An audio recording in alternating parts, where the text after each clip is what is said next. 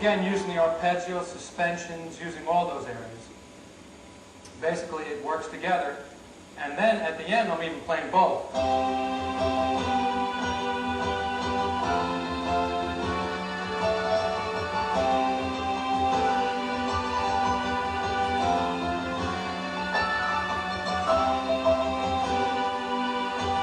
And staying really simple on the left, just playing pads almost, while your right hand is moving all around.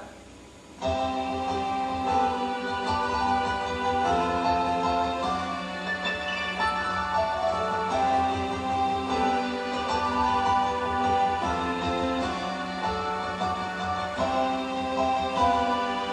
then at the end, another little riff adding, which follows the melody. See, another thing, like I said before, when you want to build a riff, sometimes, like in Wild, I just came up with a riff which had a little bit to do with the song, but it didn't mimic any of the lyrics. This, the dead oak,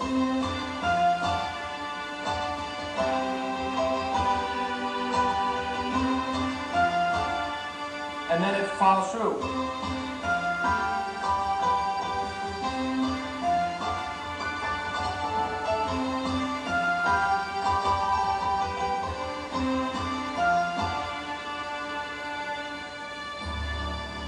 And then while I'm doing that, Rich is playing.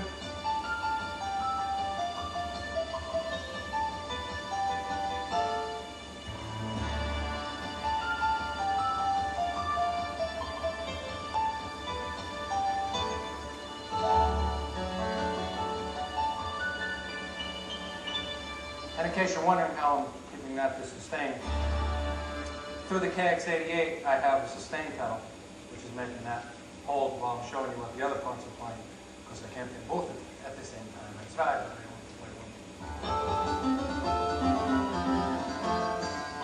one. Okay, so we talked about technique, getting back to Hannon.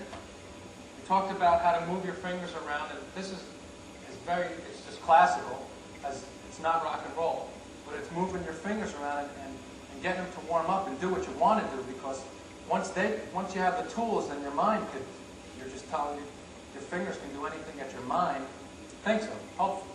That's why you practice, practice, practice, practice. And it's a little bit on the boring side, but it's something that you just need the discipline of practicing it. And then once you get through to that, then we discussed the rock and roll, just basic boogie woogie stuff, but you're still sliding that third, sliding that fifth, staying with the seventh, just your basic Jerry Lee Lewis.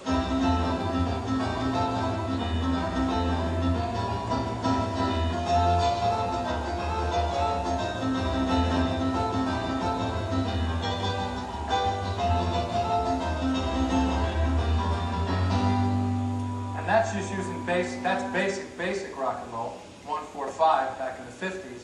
But you can relate that because you're still sliding that third and keeping with the fifth.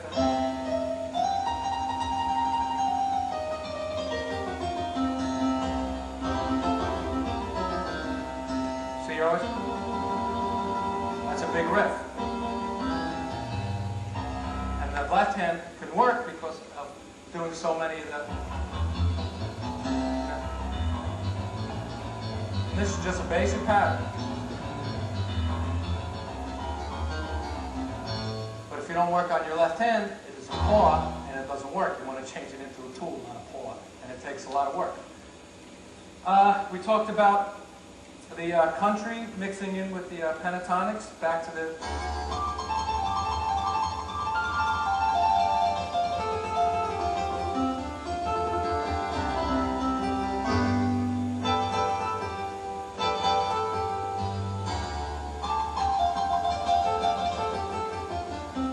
Still using those same 1, 2, 3, 4, 5, 6 notes. And just change it in rhythm.